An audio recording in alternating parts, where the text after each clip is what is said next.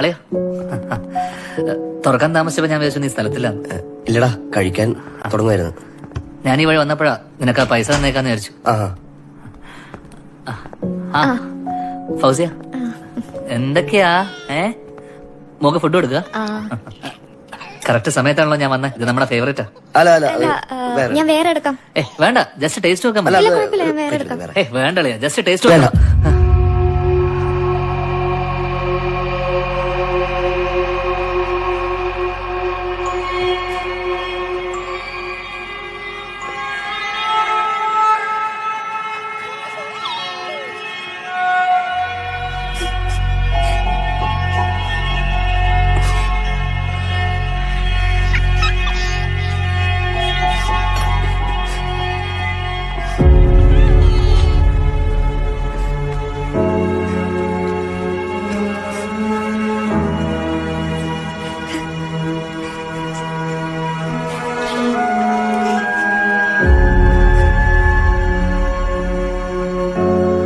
ഞങ്ങളുടെ മരണത്തിന് മറ്റാരും ഉത്തരവാദികളല്ല.